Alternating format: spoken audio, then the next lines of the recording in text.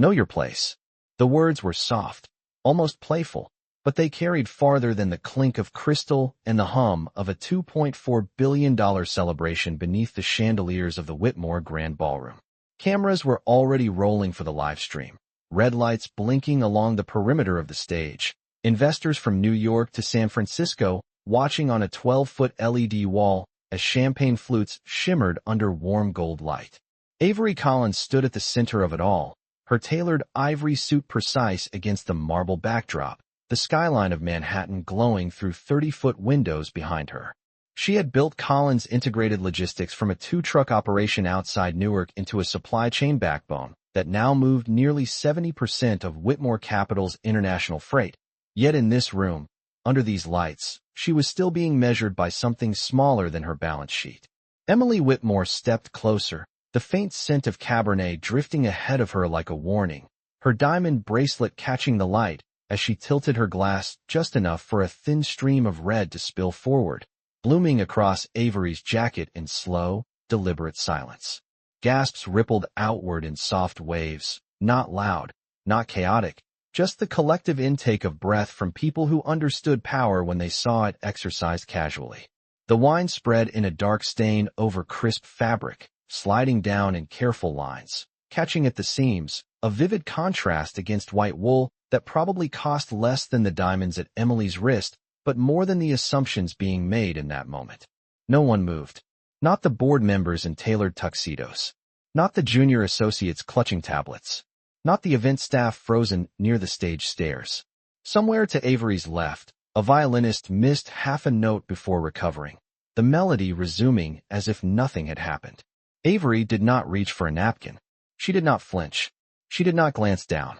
Her gaze stayed level, steady, fixed not on Emily but past her, toward the elevated platform where Richard Whitmore stood beside a polished mahogany podium engraved with the Whitmore crest.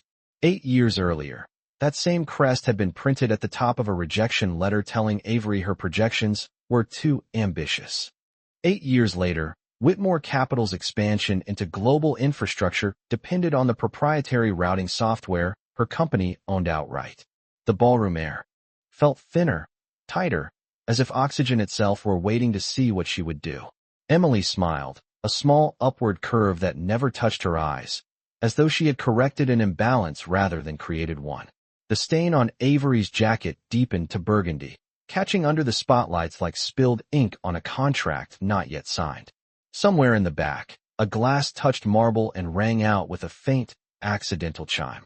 Avery inhaled once, slow and measured, the way she used to before walking into investor meetings where she was the only black executive at the table, and for a brief second the entire $2.4 billion deal, the cameras, the room, the Whitmore name itself, seemed suspended in the space between her next breath and her next move.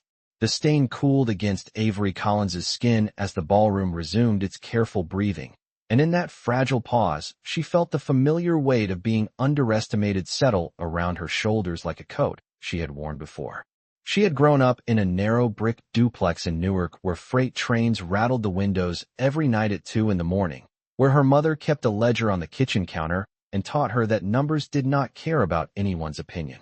At 19, she had tracked delivery routes on a second-hand laptop balanced on a folding table, calculating fuel costs down to the penny, learning that efficiency was not about speed but about control. Every contract she had signed since then had been earned in rooms where she was watched first and listened to second. Tonight was no different. Around her, men in custom tuxedos whispered into each other's ears, careful not to look directly at the red bloom across her jacket, as if ignoring it might erase what it represented. Emily Whitmore took a half step back, satisfied, and lifted her chin toward the cameras as though she had performed a minor social correction. On the elevated stage, Richard Whitmore adjusted his cufflinks and forced a smile that did not reach his eyes. The live feed numbers climbed on the large screen behind him, thousands of viewers refreshing their browsers, analysts waiting for the official announcement that would secure Whitmore Capital's expansion into 3 new ports along the Gulf Coast. Avery could hear the low mechanical hum of the overhead lighting rigs, feel the warmth of the stage lamps pressing against her face. A server approached cautiously with a white linen napkin draped over his arm, his expression apologetic, but she raised her hand slightly, and he stopped mid-step. She did not need to be cleaned. Not yet. She let the silence stretch another heartbeat longer, understanding that in rooms like this, power often belonged to whoever spoke last, not loudest. 8 years ago, when Whitmore Capital had declined to back her logistics platform, the official reason had been risk management. Unofficially, she had been told by an associate that she should consider partnering with someone who looked more familiar to institutional investors. She had smiled then too, filed the comment away like a receipt. Now, as the wine settled into the seams of her jacket, she realized the room still believed it was hosting her success rather than depending on it. The marble floors, polished to a mirror shine, reflected the chandelier light and the faint shadow of her silhouette, unbent, unhurried. Across the ballroom, several junior analysts glanced down at their tablets, already checking shipping projections and quarterly forecasts that assumed Collins Integrated Logistics would sign on the dotted line within the next 10 minutes. They did not yet understand that leverage does not announce itself with a raised voice. It waits. It calculates. It watches. Avery lifted her eyes toward the podium where the contract rested inside a navy leather folder embossed in silver. The future of Whitmore Capital's international portfolio sat in that folder, measured not just in dollars but in routes, warehouses, and algorithms written in code that only her team controlled. And as the music continued its elegant refrain and the cameras held steady, she knew that the next move in this room would not belong to the loudest name engraved on the wall, but to the one who had quietly built the system beneath it. Richard Whitmore cleared his throat at the podium, the subtle scrape of the microphone adjusting echoing through the ballroom like a cue for everyone to resume their roles. And for a moment it almost worked. The investors straightened, the board members lifted their glasses, and the large screen behind him displayed a polished slide deck forecasting projected growth across Houston, Savannah, and Long Beach as though the past 60 seconds had been nothing more than an awkward spill at an otherwise perfect evening. He began to speak about legacy and partnership, about shared vision and generational impact, his voice smooth with decades of practice, but his eyes flickered once toward Avery Collins and then quickly away, as if recalculating the balance of the room in real time. Emily Whitmore drifted back toward a cluster of socialites near the stage steps, laughing lightly, already rewriting the narrative in whispers that framed the incident as harmless, as playful, as something misunderstood by anyone too sensitive to recognize a joke. Avery remained exactly where she stood, shoulders relaxed, chin level, the deep red stain drying slowly into the fabric of her jacket under the warmth of the lights. She listened to Richard describe the strategic necessity of the partnership, how Whitmore Capital had identified Collins Integrated Logistics as the ideal collaborator to modernize their shipping corridors and reduce operating costs by nearly 18% over the next 5 fiscal years. What he did not say, what only a handful of analysts in the room truly understood, was that 72% of Whitmore's current freight optimization already depended on Avery's proprietary routing algorithms running quietly on servers housed in a data center outside Columbus, Ohio. Without those algorithms, their turnaround times would double, their fuel costs would spike, and their carefully promised returns would collapse under the weight of inefficiency. The numbers glowed confidently on the screen, clean and convincing, but Avery knew every decimal point carried her company's signature beneath it. A junior associate approached the stage with the navy leather folder containing the final agreement, placing it carefully on the podium beside Richard's hand. Applause began to build, polite at first, then swelling as the livestream chat feed flickered with congratulations from investors across Chicago and Los Angeles. Richard extended one arm toward Avery in a performative gesture of inclusion, inviting her to join him under the brightest lights in the room. The marble beneath her heels felt cool and steady as she stepped forward, each stride measured, each breath deliberate. Conversations hushed again, not because of the wine now drying against her jacket, but because everyone sensed that something in the air had shifted. The cameras adjusted their focus, lenses narrowing, red indicators glowing steadily as they captured her approach from 3 separate angles. Richard's smile held, but the muscle along his jaw tightened ever so slightly. Emily's laughter faded when she realized that Avery was not retreating toward the exit or the restroom, but toward the stage. In that slow walk across polished marble, beneath crystal chandeliers and the weight of inherited wealth, Avery carried something the room had not accounted for.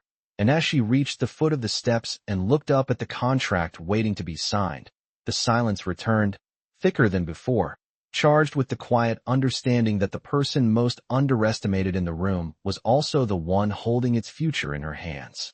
Avery Collins reached the top step of the stage and paused beside Richard Whitmore, close enough to see the faint reflection of herself in the polished surface of the podium, the red stain now a darkened imprint against ivory wool, steady and unhidden. The applause softened into anticipation as she turned slightly toward the audience instead of immediately reaching for the pen. Richard gestured toward the navy leather folder, his smile carefully restored, and extended the pen with a subtle nod, a signal to proceed, to follow the script, to let the evening conclude exactly as planned. Avery accepted the pen but did not open the folder. Instead, she stepped toward the microphone, her heels making a measured sound against the hardwood platform, and the ballroom fell quiet enough that the faint hum of the air conditioning system became audible above the chandeliers. She did not raise her voice. She did not acknowledge the stain.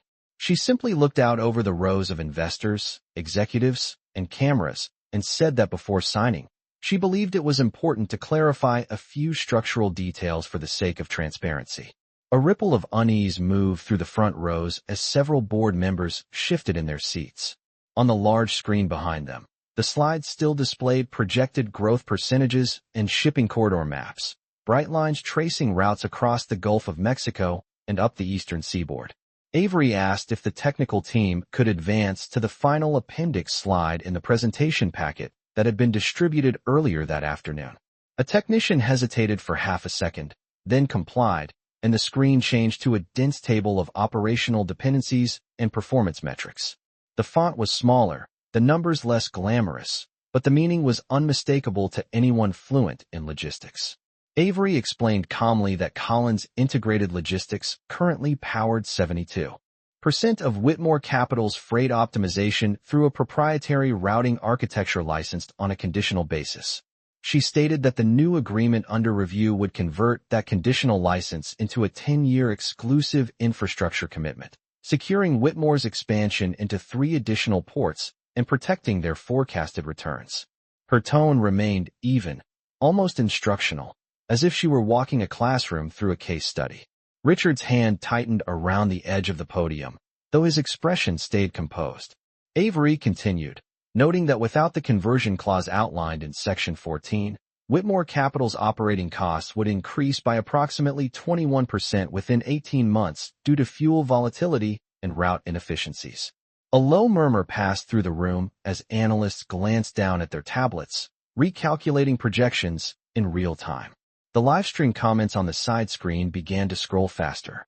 Avery finally opened the Navy folder, turning it slightly so that the cameras could see the signature line, and stated that partnership required mutual respect, not only in financial terms, but in conduct. She did not look toward Emily. She did not mention what had happened. She simply allowed the implication to settle in the silence between her words. Then she closed the folder gently and set the pen down beside it, not discarded, not rejected, just waiting, as the weight of what she had just revealed began to register across every face in the ballroom. The silence that followed did not feel accidental. It felt engineered, like a structural beam settling into place after the weight of a new floor had been added. Richard Whitmore glanced at the screen behind him, then at the contract, then at the sea of faces waiting for certainty, and for the first time that evening his confidence showed a thin fracture. Several members of his board leaned toward one another, whispering urgently as they reopened the digital appendix on their tablets, fingers scrolling through Section 14 with sudden intensity.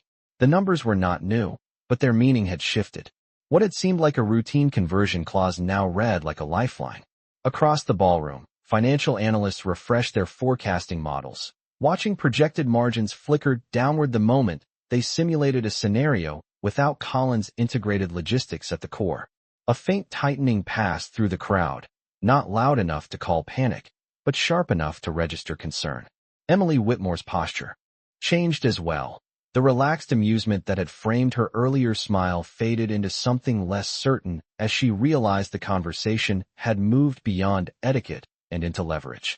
Avery Collins remained composed, hands lightly resting on the podium's edge, her voice still calm as she clarified that her company had always valued partnership, but partnership required alignment, and alignment required respect at every level of engagement. She did not raise her tone, yet every syllable carried through the room with precise clarity. Richard attempted to reclaim the narrative, speaking about decades of Whitmore leadership and long-standing influence in global markets. But the words sounded less solid now, less insulated by assumption. One of the senior investors in the front row stood slightly, asking whether the exclusivity clause meant that Whitmore could not replicate the routing architecture independently. Avery answered directly, explaining that the underlying code was protected intellectual property developed over 12 years, integrated into proprietary datasets housed in secured servers across 3 states, and that any attempt to substitute it would require at least 36 months of redevelopment and an estimated cost increase of nearly $400 million. The figure settled over the ballroom like a recalculated truth. On the livestream feed, comments shifted from celebration to inquiry, viewers asking pointed questions about operational dependency and governance. The chandeliers above continued to sparkle, indifferent to the recalibration happening beneath them, while the deep red stain on Avery's jacket had dried into a muted shadow that no longer looked accidental, but emblematic. Richard's jaw tightened as he realized that the narrative he had intended to control was now unfolding on terms he had not dictated. The navy leather folder remained closed between them. The unsigned contract suddenly transformed from a ceremonial formality into a strategic crossroads. Avery did not demand. She did not accuse. She simply waited, allowing the financial gravity of her words to travel through every row, every screen, every balance sheet connected to that room, until it became clear that the decision before Whitmore Capital was no longer whether to sign, but under what conditions they could afford not to. The ballroom no longer felt like a celebration. It felt like a ledger being audited in real time. The air seemed heavier, as if even the chandeliers understood that something irreversible had shifted. Richard Whitmore lowered his gaze to the closed folder, then back to the projection screen, where the operational dependency percentages remained frozen in bright, unforgiving clarity. No one reached for a glass now. No one laughed. The violinist had quietly set her bow down. Avery Collins stood without movement, her posture relaxed, her breathing steady, allowing the weight of silence to do what raised voices never could. She had learned years ago that power, when it is real, does not rush to prove itself. It waits for recognition. In the third row, a senior portfolio manager whispered that if the logistics architecture were withdrawn, even temporarily, shipping delays could cascade through their coastal terminals within weeks. Another investor calculated the potential stock impact if analysts interpreted the dependency as a governance oversight. The livestream numbers continued to climb, viewers sensing that the evening had turned into something more than a ceremonial signing. Avery let her eyes drift briefly across the room, not in defiance, not in triumph, but in quiet assessment. 8 years earlier, she had stood outside a glass office tower in Midtown, holding a proposal binder that no one wanted to read. Tonight, she stood on a stage inside that same tower's orbit, holding the future of a global expansion in the calm space between signing and refusal. The red stain on her jacket had dried completely now, no longer spreading, no longer bleeding into fabric, just a fixed mark beneath the lights. Richard finally leaned toward the microphone, but he did not speak immediately. His usual cadence was gone. In its place was calculation.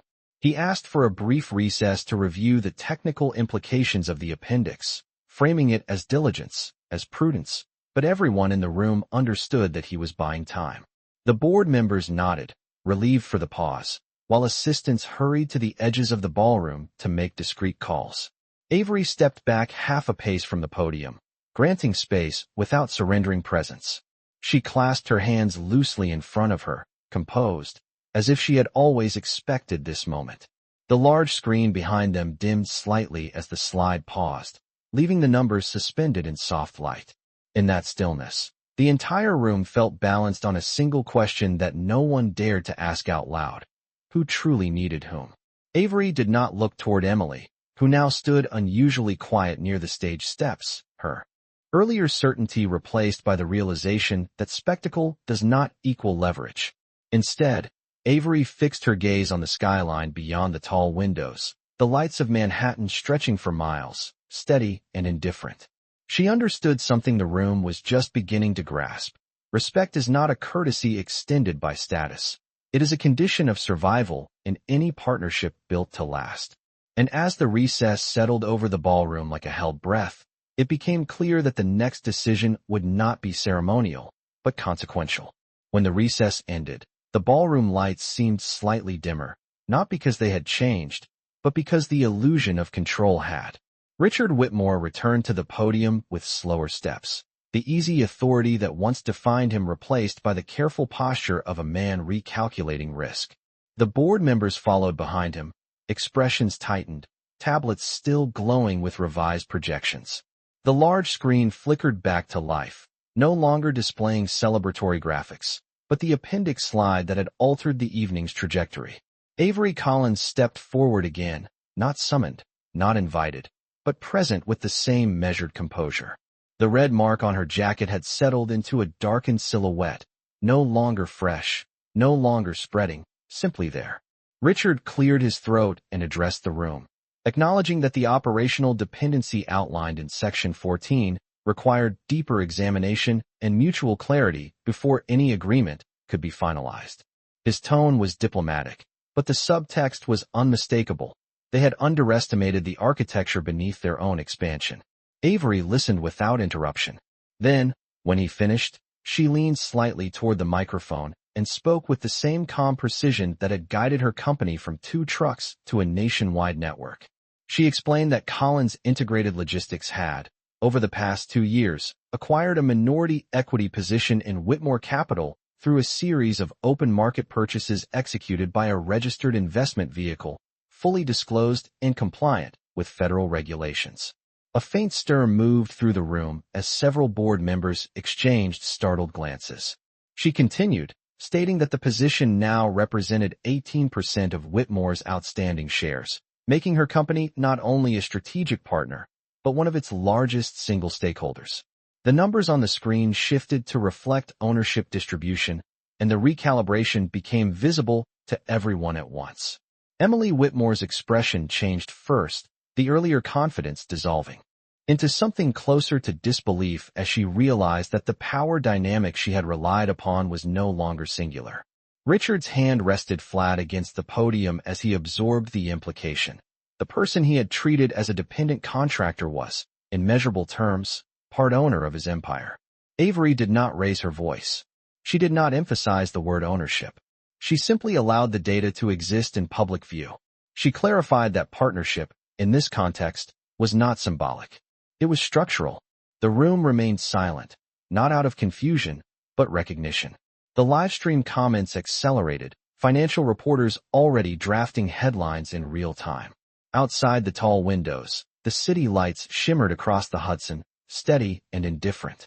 Inside, the balance of the evening had tipped fully, not through confrontation, but through information revealed at the precise moment it could no longer be ignored. Avery stepped back half a pace from the microphone, hands relaxed at her sides, and waited, knowing that true leverage does not shout when it arrives. It simply stands, undeniable, until the room adjusts to its presence. The room did not erupt. It contracted.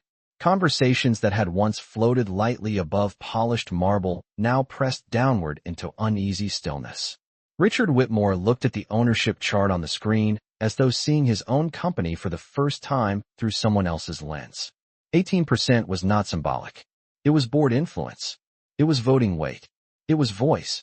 Avery Collins stood beside him without expression of triumph, the red mark on her jacket now fully dry, a quiet reminder that the evening had shifted long before the data appeared. She adjusted the microphone slightly, not to dominate, but to clarify. She stated that her company had invested because it believed in the long-term viability of Whitmore Capital's infrastructure vision, and that true partnership required alignment not only in contracts, but in culture. No accusation followed. No raised tone. just the steady cadence of someone accustomed to being heard after being overlooked. Emily Whitmore shifted near the stage steps, the earlier composure replaced by visible discomfort.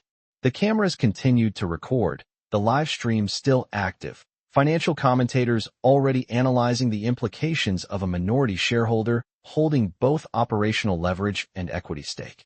Avery continued, explaining that Collins Integrated Logistics would be prepared to proceed with the 10-year exclusivity agreement under two conditions: a revised governance clause granting proportional oversight on infrastructure decisions, and a public acknowledgement that mutual respect formed the foundation of any sustainable enterprise. The words were measured, not emotional. She did not mention the incident. She did not look at Emily. She did not need to. The room understood. Richard exhaled slowly, the kind of breath that signals recognition rather than resistance. He glanced toward his board, then back at Avery, and for a moment the power dynamic felt balanced, not hierarchical. He stepped closer to the microphone and stated that Whitmore Capital valued integrity in its partners and regretted any conduct that undermined that principle. His voice held a restraint that bordered on humility. He turned slightly, looking toward Emily, and in that brief pause the silence carried more weight than any directive. Emily stepped forward hesitantly, the sparkle of her bracelet catching under the lights, and offered a formal apology, her tone careful, her words deliberate, acknowledging that her earlier action had been inappropriate and disrespectful. The ballroom did not applaud. It listened. Avery inclined her head once, accepting the apology without embellishment, without spectacle. She reopened the navy folder and placed it gently on the podium, not as surrender, but as continuation. The city lights beyond the windows shimmered across the dark river, steady and indifferent to individual pride. Inside the ballroom, the recalibrated partnership stood not on assumption, but on clearly defined leverage and openly acknowledged respect. Avery picked up the pen once more, her posture unchanged, her voice calm as she confirmed the revised terms would be documented before execution. The power in the room had not exploded. It had settled, redistributed, and in that redistribution, the foundation of the agreement finally matched the architecture beneath it. The revised document was displayed briefly on the large screen, the updated governance clause highlighted in clean white text against a navy background, and when the final language appeared, precise and balanced, Avery Collins signed first. Her signature was steady, unhurried, each stroke deliberate beneath the glow of the stage lights. She passed the pen across the podium, and Richard Whitmore signed beside her, the ink settling into paper that now reflected not just expansion, but recalibration. There was applause this time, but it was different from the applause that had filled the ballroom earlier. It was measured, thoughtful, almost reflective, as though everyone present understood they had witnessed more than a contract ceremony. The cameras continued to stream, capturing the handshake that followed, firm and even, neither dominant nor diminished. The navy folder closed with a soft click, and the projection screen transitioned back to a skyline graphic, understated, no longer triumphant. The orchestra resumed a quiet melody, careful and restrained.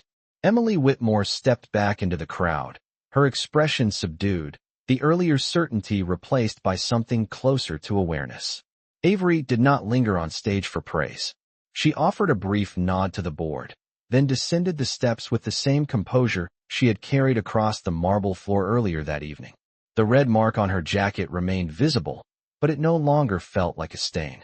Under the chandelier light, it looked almost like a deliberate accent, a reminder that composure can transform insult into leverage.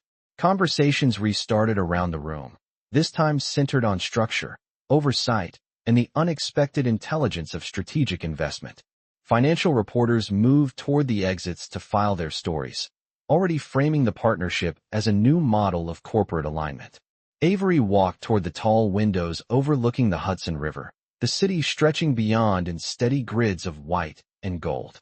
From 30 floors up, traffic looked like moving threads of light, constant and indifferent. She paused there for a moment, hands resting lightly at her sides, feeling the quiet settle inside her chest. She did not smile broadly. She did not celebrate outwardly. The victory, if it could be called that, was not in the apology or the equity disclosure. It was in the equilibrium. Respect had been restored not through confrontation, but through clarity. Behind her, the ballroom buzzed softly with recalculated ambition. Ahead of her, the skyline remained vast, unbothered by individual egos. Avery adjusted her cuff slightly, the fabric cool beneath her fingertips, and took one steady breath before turning back toward the room. The contract had been signed, but more importantly, the terms had been defined by principle rather than presumption.